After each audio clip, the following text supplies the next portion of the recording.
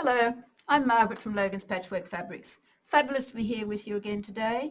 Now, today's work is going to be the first of 3 projects, all using the wonderful French General fabrics.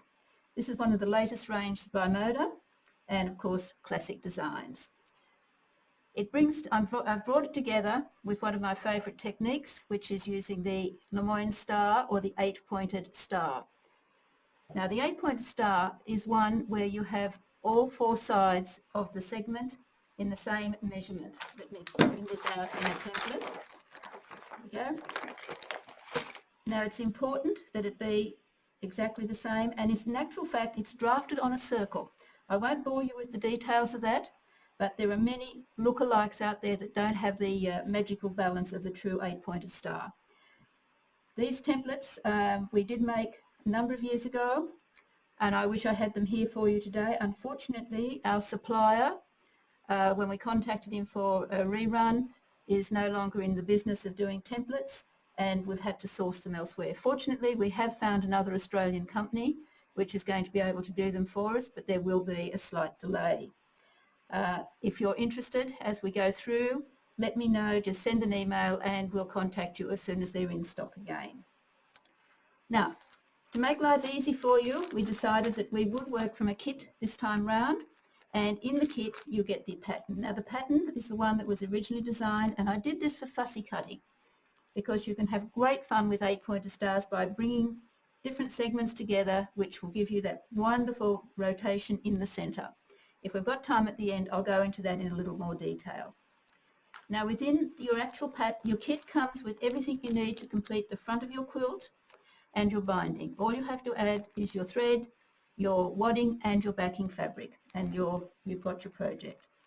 There will be some fabrics left over, as there always are, so why not play around and get some other accessories from them. Now, within the pattern itself, you'll find, there's another alternate version that we've done using it as a Christmas runner. There is a set of templates. Now, you can trace these off yourself or make your own templates. If you're making your own templates, I would recommend that you get a good quality template plastic to work on, and you can trace your design through. You can add your seam allowances if you wish, and if you're adding your seam allowances, I do make a point of cutting off those corners because this will help you to bring your project together. So that's number one. I will work with the actual templates today because it's much easier to show you what I'm doing. But like anything else, it's what works best for you that's important, and the end result is the project. It's not the individual components. But just going back to the pattern for a moment, you will find in the beginning, if you like the technique, you can start playing, and it will show you how, not only how to do the fussy cutting, but it will also show you, take you further into it and show you the actual method of sewing, both by hand or machine. I did look out for a machined finished block for you. Unfortunately, I couldn't find one. A simple reason being that I must admit this is something I do for relaxation, and of course that entails hand sewing. So I like the hand sewing method, but it can just as easily be done by machine, and I have done that many times in the past. Okay, let's get on with what you're actually going to be doing. Now, the first thing is we've selected your fabrics for you. Too well sealed. You have 3 different values within the block itself. It's the outside edge, this is the binding. So we have the fabrics for the star points themselves, 2 different ones. So we've got a light, we've got a medium, and then we run into a dark to finish off the set. And then once the block is made, we come in with the large triangles on the outside, and then we come back to that lovely, rich, warm colouring to finish it off. It's always nice when you're working with something like this to work on those 3 values, light, medium and dark. Now, that doesn't mean that you have to have white, medium and then black, just as long as you've got a range that takes you through those scales. Also, that you use different size prints as you go through. In this case, we've got very small print, we've got a medium-sized print, and we've got a large print. And again, this will give balance to your work. Now I'll put that back together, or I'll get shot for wrecking the kit, which has all been neatly packed up, and of course I've now pulled it all apart. Here we go, back together. Now the first thing you're going to do is look at cutting out. Now, depending on whether you've made your own templates or not, please do not use a rotary cutter if you are using anything other than a template that has a 3mm edge to it.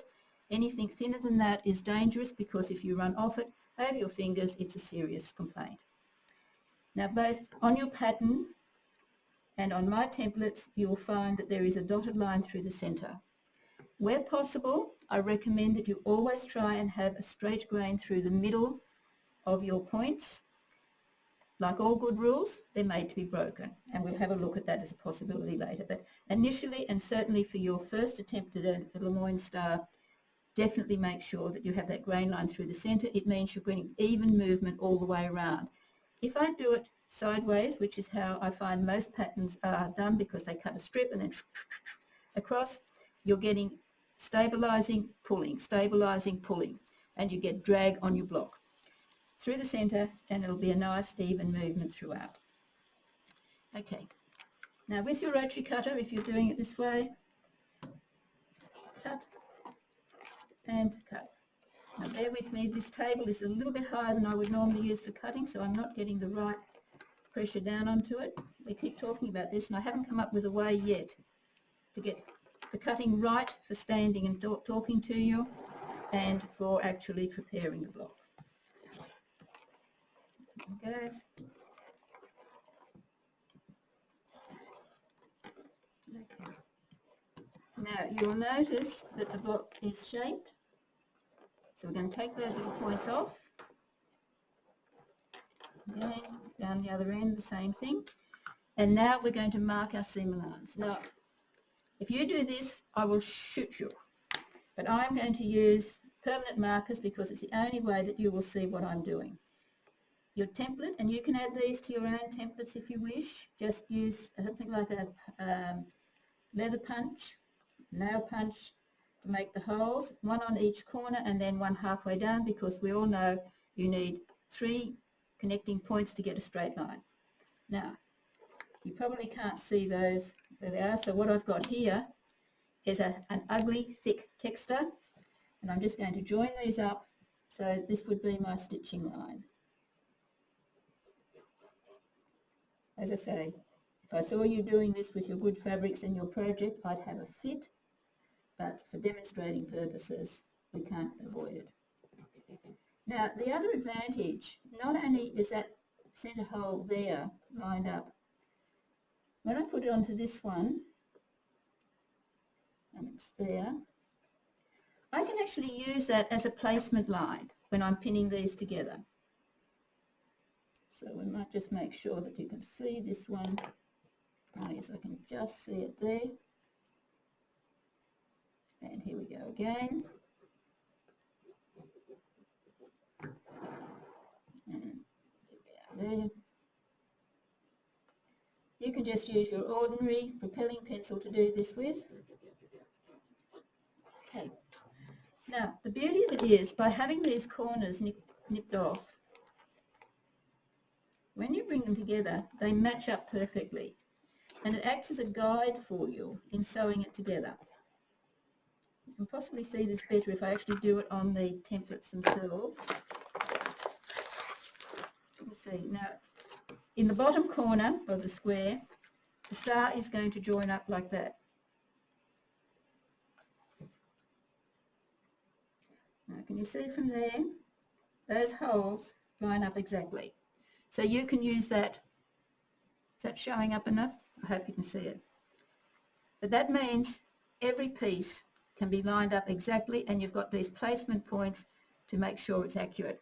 Because as you can imagine, you're going to have all those seams joining up, coming into a point. So you want them to come in exactly on that point for you. So take another one of these.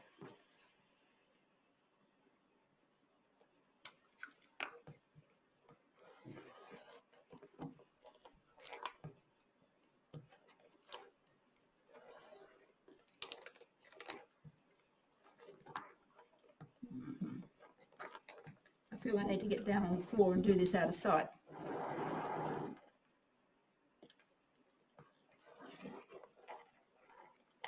It's not doing it.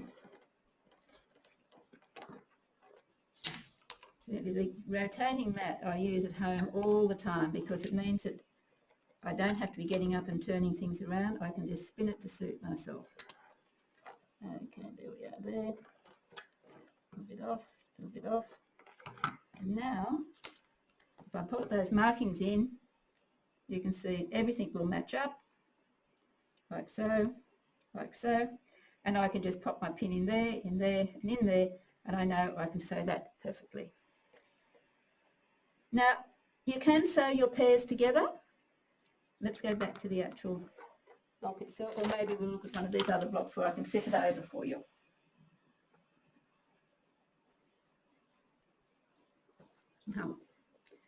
As you know, I do a lot of work using Indigenous fabrics, totally different from what we're looking at the moment in the Indigenous fabrics, but they came up, and that is fussy cutting, so that I've actually selected those specific pieces, which means maybe all my grains aren't quite through the centre of the block. Now with this little one, there we go. See, as I've sewn it together, now this one has been done by hand, and when I'm working by hand, I don't start with a knot. Rather, I start about ½ an inch from the end, do my little running stitch till I come to that exact point that's marked, turn and come back. So in actual fact, I am sewing down and across to get to it. Now rather than stop at that point, I pick up the next bit and I start sewing out. And I can come back and sew.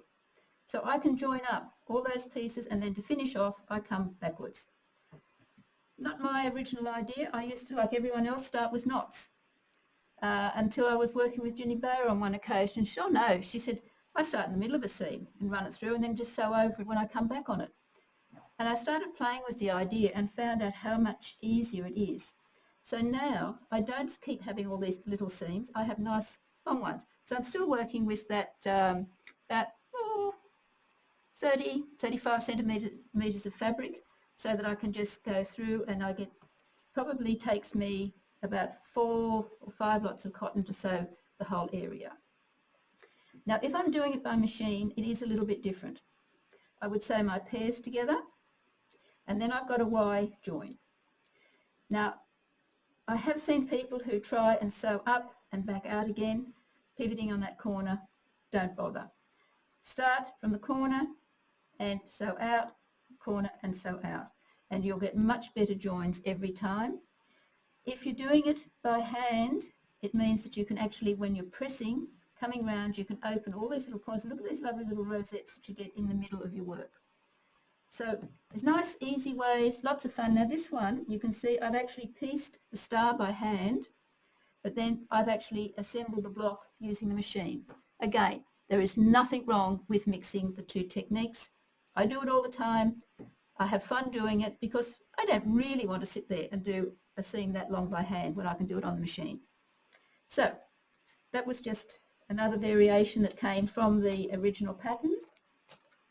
Pop him out of the way. Oh, now, this is when you start playing. And here what I have done, my straight grain is now running on the side of my template, because I was looking for that special effect to achieve and let it flow around. Just have to be a little bit more cautious when you're putting it together.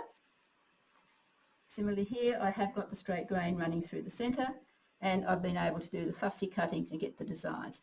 These are all extensions that you'll be able to do from your basic pattern. So it keeps life having a lot of fun and a lot of different areas. Now once you've assembled your centre blocks, it's an easy matter. Oops, let me get a cap on that. I really don't want that back all over my work. You're using half square triangles and quarter square triangles to finish it off, again detailed in your pattern for you. And of course, once that's done, the fun starts. You've got to quilt it. How are you going to quilt it? Well, usually with something like this, you don't want your quilting to show very much, so you can ditch stitch it. That's fine. When you come to this end section, I simply take a 12-inch ruler, or you can use your bigger ruler and gauge it accordingly, and then whereas I should have a charcoal marker here. These are invaluable tools, and of course I've only got the unopened packet. Okay, now a charcoal marker, oh here it is a very, very fine powder, and it gives you wonderful small straight lines, or straight line curved lines if you wish. But to do that, I don't need a template to run here. All I've done is go measure out 1 inch and line. Come back the other way, inch, and so on and so on. And that's how each of these sections have been quilted. So it can all be done with your walking foot, and this makes it a nice, simple project, particularly if you're only just starting to do your own quilting. If you're an experienced quilter, of course, you can put all sorts of wonderful designs and extra bits in. You might like to do some fill stitching here. You might like to do some scalloping into your 8-pointed star. You can let your own imagination rip with you. But the main thing is you enjoy it. You have fun doing it, and you make the most of it. Now, because your French General fabrics work range into range into range, any leftover bits you have, you can pop aside, have a special basket or have a special bag, call it my French General bag. And any offcuts, pop into that so that next time round you can play with it. Now we're going to actually look at using small pieces of fabric tomorrow, because we're going to look at doing mini blocks or miniatures, or call them as you will. But you can go back, you can make a wonderful library of all those blocks you've always wanted to do, but you don't quite want to do another sample of quilt. So we'll play tomorrow doing those. Now while we've still got a couple of minutes left, I'm just going to grab a couple of other samples and show you things that you can do using your Lemoyne star. Now you've seen a single block for this one. Christmas table runner. Again, keep it simple, keep it effective. Down you go. Pop your things out, leave it so you can actually see it, or you could put a lovely gold candelabra in the edges of it, put a little bit of holly on it, whatever takes your fancy. Now that one I have used background, and then finished out in the same binding, whereas this one, well again, similar sort of thing. This one was fussy cut. And no, I don't have any of this fabric left, but I just thought I would show you the sort of thing you can go looking for in a fabric and do. I don't think the colour's doing this one justice. This is actually a black fabric with a small gold dot on it, and my screen just went blank. Not sure what happened there. I hope it's still showing you. And of course the very original one that the pattern was based on is this fellow. One fabric, all your stars have the same fabric, separate background. Bring in a third fabric to give your supporting triangles, but then come back to the background fabric to add your binding. So you can see there's all sorts of combinations that you can keep adding. Now what I haven't actually mentioned to you very much here is some of the tools that you can add to your collection. Not the least of that, curved pins for quilting. If you're going to do your own quilting, these are an absolute must. Now you can buy small packets of them, but I think $7.70, $24. 100, 500. I know which has got better value. So those ones, we get those in, we have them packaged up so that they're nice and economical. I nearly always work with the Aurifil. Now Aurifil is a thread that has a long staple, which means you get a very smooth finish and no fluffing with it, and it's a 50 weight, which means you're not creating any bulk when you're doing your stitching. So again, it keeps your projects sized and smooth. Everyone needs a good pair of little embroidery scissors for snipping those threads away. If you don't have an iron handy, you can always use the Clover roller press. Again, particularly if you're travelling and taking a project away with you, and you don't want to have the iron there, or you may even be in areas where you can't use an iron, the roller press works brilliantly. And last but not least is good quality pins. Now, good quality pins are always an investment. I tend to use the Clover. You have the beautiful fine pins with the glass head, which is ideal, or gaining popularity is the fork pin, which is where you have a double pin and you can pin it either side of a seam and hold it stable. So they're just a few little accessories that will make life easier. And of course, I've already mentioned the Clover liner for you. Anything else, please don't hesitate to send me an email. We'll get back to you as soon as we can. I will be sitting in on the lesson and I'll try and answer questions as I go, but bear with me, my typing is a little on the slow side. Ladies and gentlemen, thank you for your time. If I don't hear from you later today, I look forward to seeing you again tomorrow. Thank you.